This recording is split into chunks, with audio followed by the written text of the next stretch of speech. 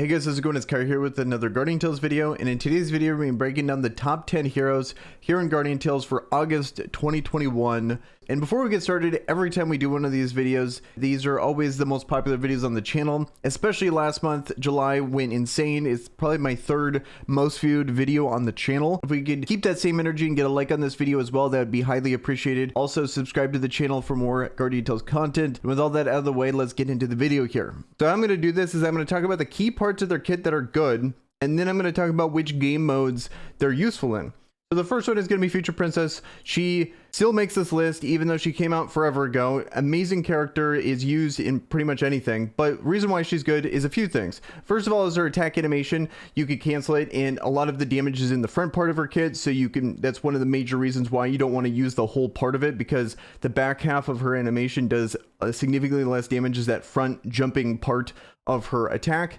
And also it is a dash built into it, so it's really great in combination with that and her weapon skill, where it's this massive AoE.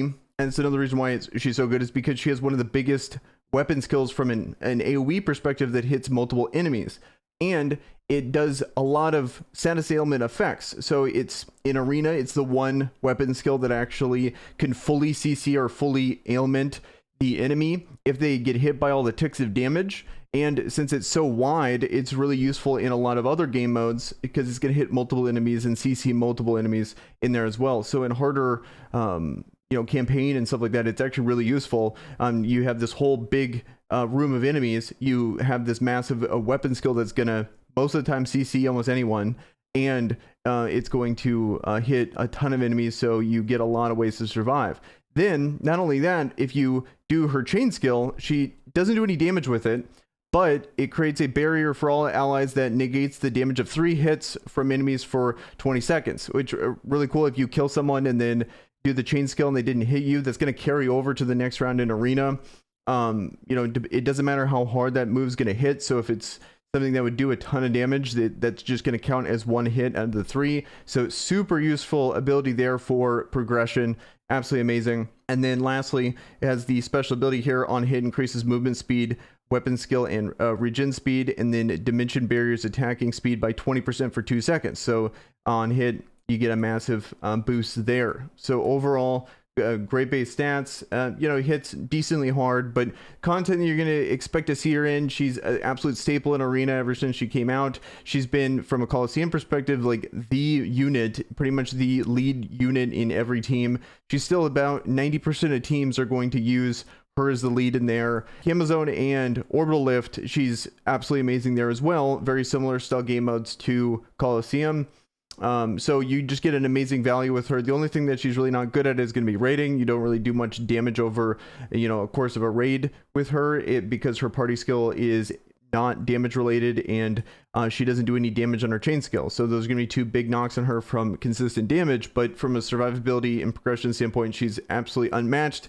The reason why people want her so badly is because of just how much value you're going to be getting out of this one character. We have Agma. The reason why he's so good is his very unique passive here, which is enhances defense of party members who have lower defense than his. Party members' defense increases by 15% of difference between Agma's and their defense. It applies prior to the party effect. He provides a ton of survivability for the team just with that passive alone, plus his 45% defense party buff makes a great pairing with Future Princess. The cool thing about him is that he's still useful without needing to be in the main party slot. He doesn't really have a good weapon skill, so you can just throw him in there and everyone gets significantly tankier. He also has a taunt built into his kits. People are actually going to want to hit him, and he just keeps getting better and better with the more defense you throw on him, because not only is he getting stronger, but everyone else around you is getting stronger. It really encouraged to just stack as much defense as possible. Also, another thing that's kind of unique about him as well is his exclusive weapon, where most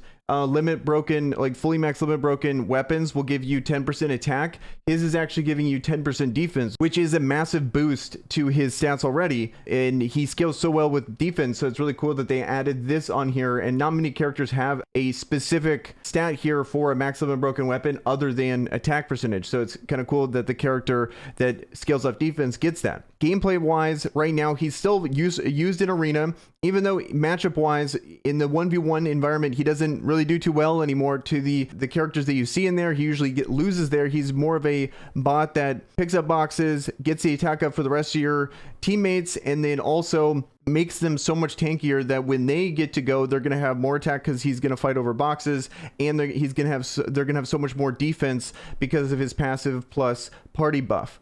So still an amazing character. One thing too, when it comes to other game modes, like especially high-end Camo Zone and Orbital Lift, he's a character that I think there's certain content in this game that is just impossible without him specifically. And that's why I value him so high, is that he's used in all these game modes, but this passive is so useful in trying to clear the hardest content in the game that you usually always see an Agma in those game modes. So can't stress enough just how good this guy is, especially from a overall perspective, being used in Arena, Coliseum, and being one of the absolute best units in Orbital Lift and Camo Zone. So absolutely great unit, still makes this list in the top 10. Okay, first new addition on the list is going to be Arena. As you can see with her base stats, they're very similar to Future Princesses and also a little bit better than Agma's. Another defensive character, we got the defense party buff here of 45%, just like Agma.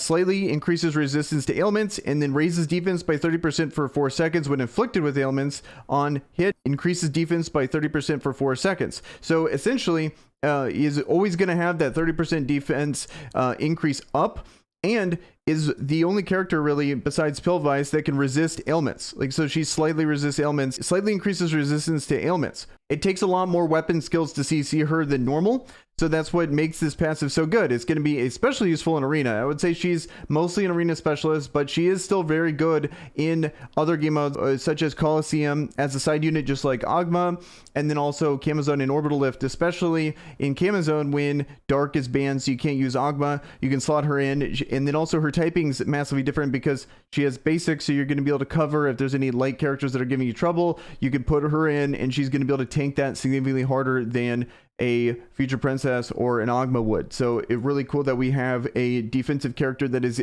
providing a bigger spread on elements that we can cover nowadays, especially in that harder content. So mainly going to be an Arena specialist. She's absolutely incredible there. Also too, I want to bring up her auto attack, which is pretty unique. For the most part, she doesn't have much range, but she does throw a shield to inflict ranged damage and slashes her sword to inflict melee damage. So she actually leads with a ranged attack, even though she is a sword and shield user, which I think is kind of interesting. Then she has a second ability, which is attacks with a shield to inflict damage to enemies and creates a shield by 50% of the inflicted damage. So she kind of like dashes in there, does damage, and gets a shield based on the extra damage you do there. 50% of the damage, you're going to get a shield. So another layer on just, she's already an incredibly survivable character that's just going to keep getting, that is a little tankier as well due to the shield there. And then plus the 30% defense she's going to get just on hit.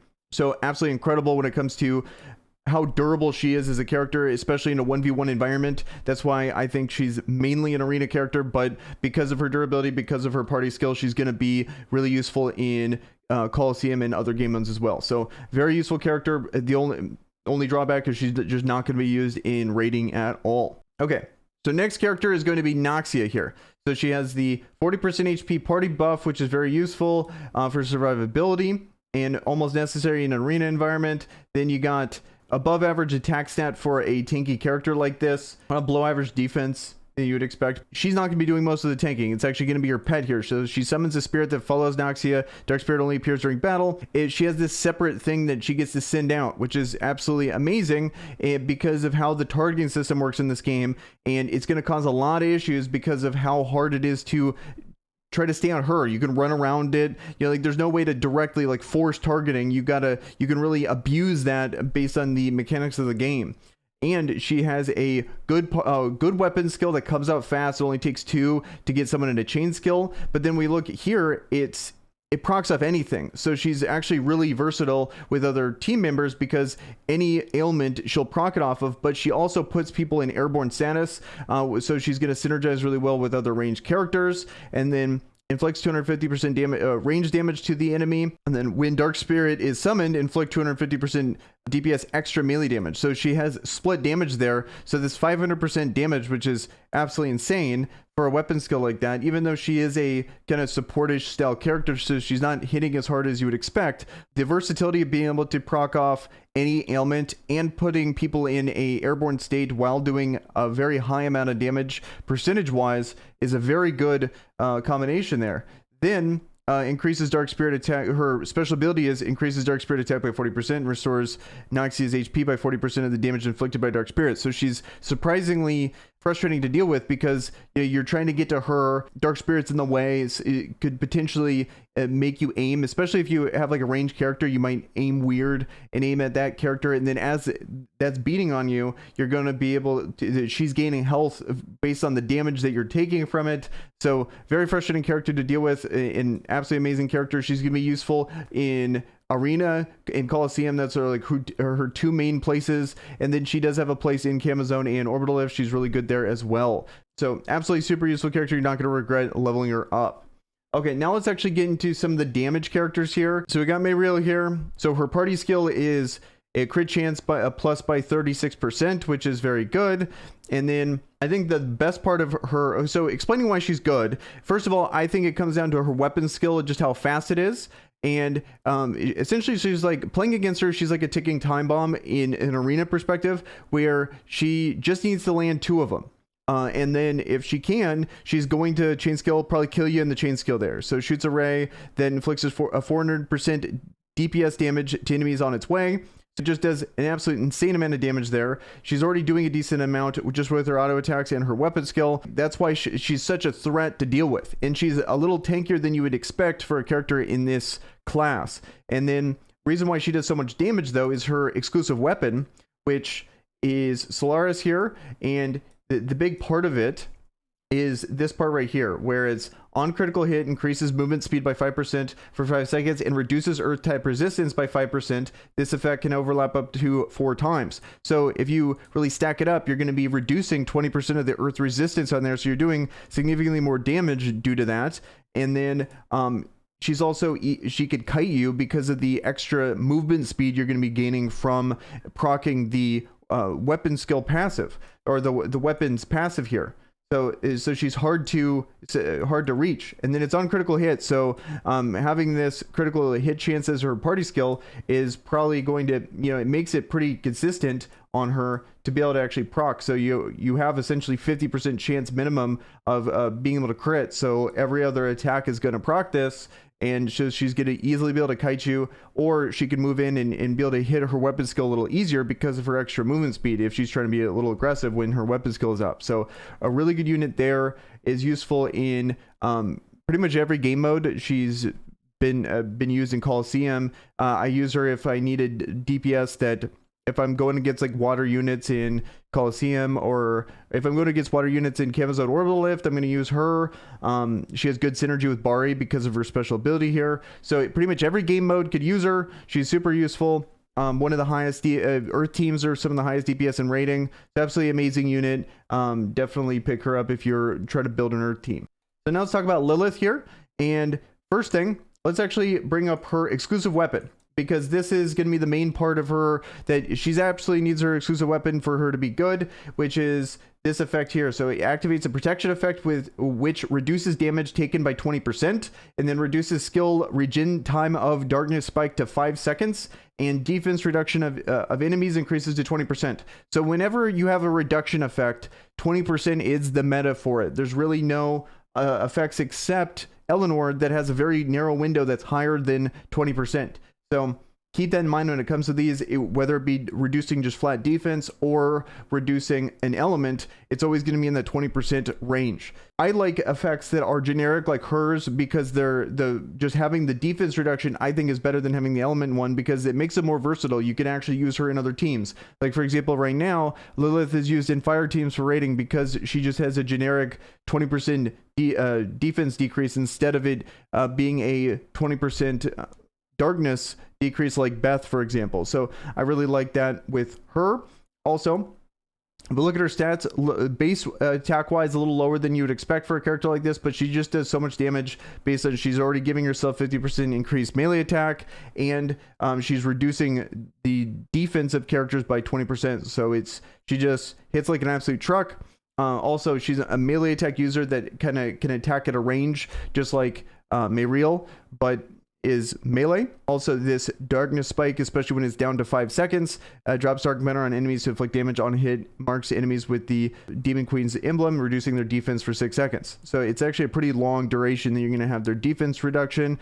Oh, here, let's actually go here. This right here actually hits like an absolute truck. Her Phantom Slash stretches a hand imbued with Demon Queen's power and scratches enemies, puts enemies in injured status. So 290% damage there. It definitely hits pretty hard. Definitely a long regen time, but you know, it's still a very good ability there. And then her special ability here is when you use a Darkness Spike, increases attack by 20% for 6 seconds, and it inflicts an additional 100% damage on hit. She has so many modifiers all based around this Darkness Spike. So having this exclusive weapon that puts it down to 5 seconds on the cooldown, and then having her special ability increasing your attack for 6 seconds, and then making and inflicting an additional 100% DPS is really starts to add up on why she hits so hard.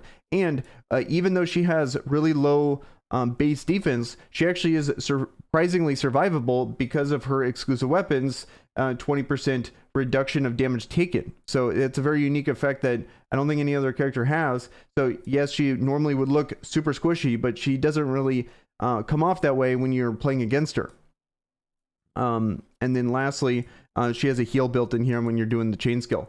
So overall amazing units, can be used pretty much everywhere. I've used her in every single game mode. She's one of the best characters for raiding, absolutely one of the best characters in arena. I would say she's kind of on the weaker end when it comes to Coliseum, just because of her lack of range, but she can be used there. I've seen her paired with like Seaside Sohi, stuff like that, like a full melee team. It's actually really useful. I've done that in Camo Zone where you just boost up your melee attack, and then you can have her with other melee units, and it's actually pretty effective. And she's super useful in Orbital Lift. There's a lot of, you know, Orbital Lift is very specific on what type of damage you could do. Like sometimes you're going to need an absolute ton of melee damage or a ton of range damage. She's one of the best characters for a full melee team that you're going to need to nuke down a boss or something like that. So Lilith, absolutely amazing character, deserves to be on this list still. Seaside Sohi, next character on this list. A few reasons why she's good. Mainly her passive and her normal attack. So damage enemies with surfing skills,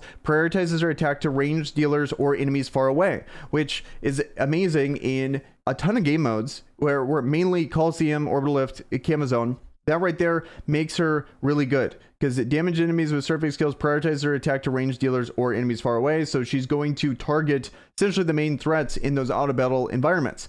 Our damage taken is reduced by 50% max in proportion to less HP.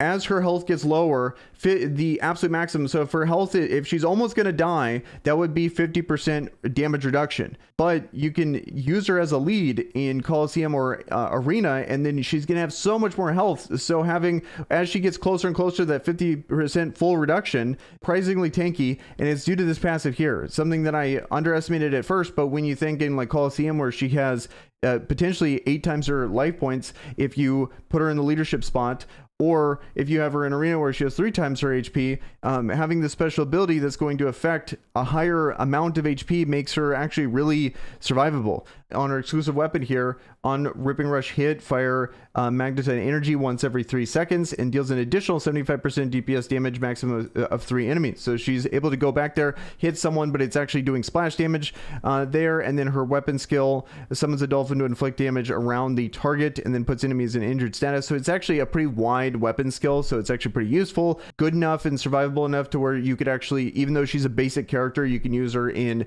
clearing like World Stage 10 and stuff like that. I've seen people do it. She's just a really useful unit. And then even so she's already for sure good in Arena, Coliseum, Orbital Lift, and Camo Zone, but she could also be used in the raids. So here, let me give you an example of her being used in the raids here. I got a person on my, Valkyrie here doing 8.5 million with Sohi in leadership spot. So yes, this is a pretty unique team, but she's still even useful in raids. So essentially a very valuable character that just got even more valuable because, you could use her in raiding. I know that's a pretty niche team, a pretty niche situation, but still I base this list off value. And for her I think the best characters on this list are the characters that you can use effectively in every single game mode. And she is one of them. Okay, next one is going to be Nari here.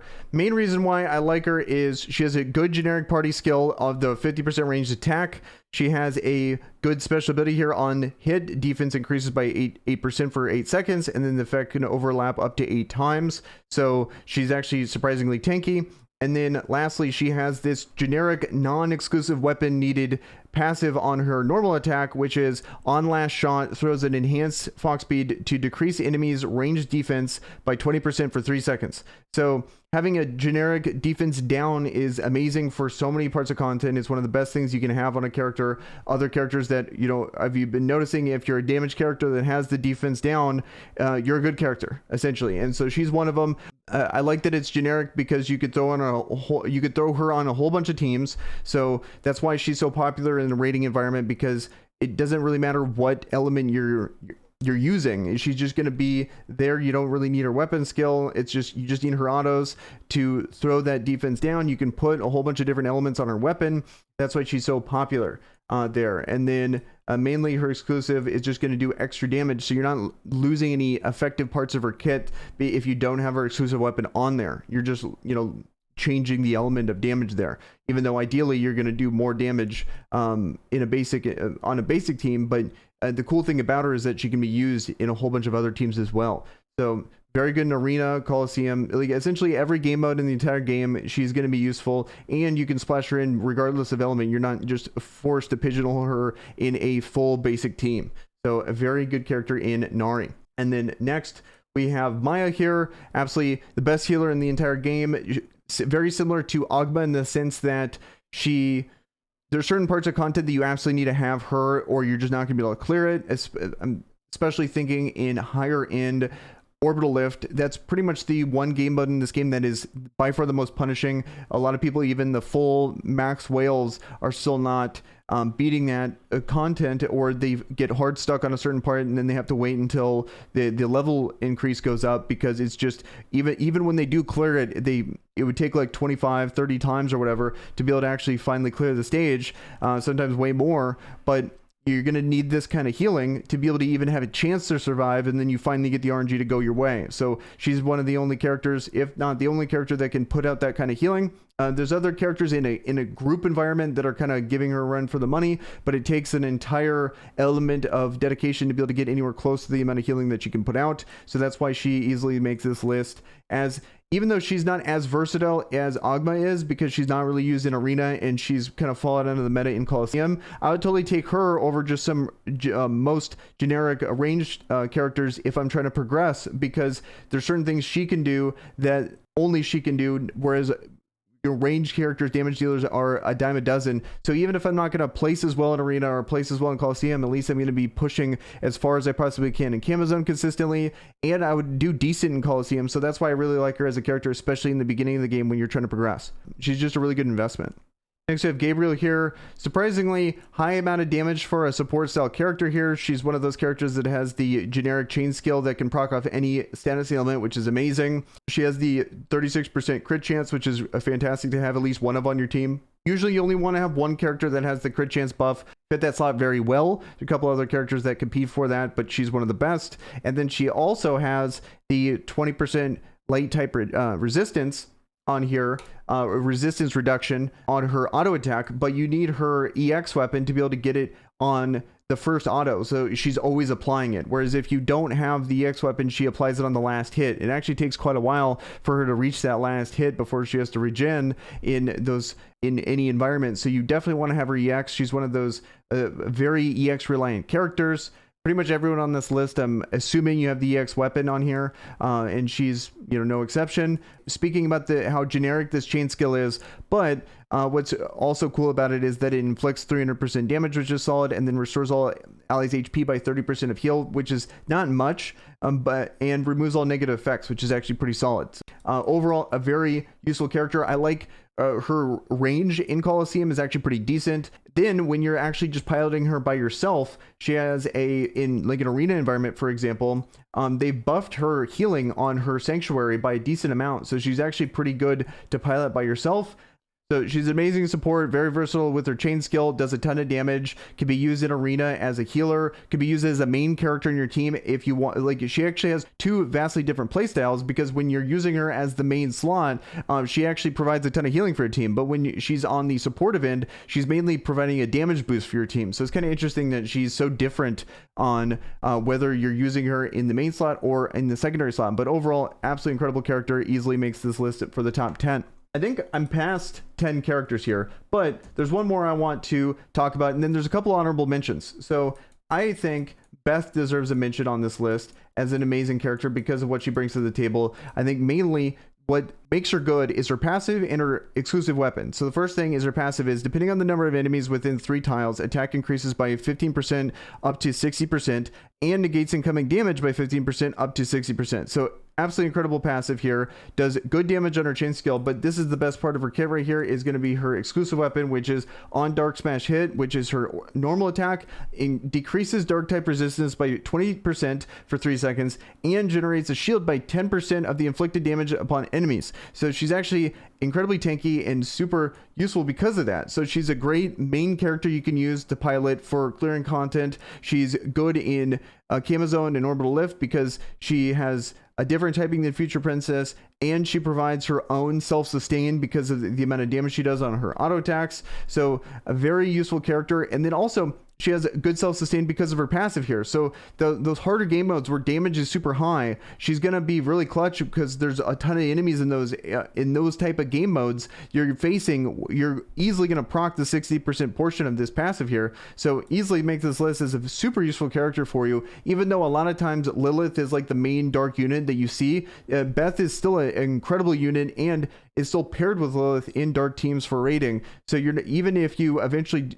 you get Beth now but eventually get Lilith later, you're still gonna be using Beth a whole bunch for other parts of content because of just how much more survivable she is as a character versus Lilith.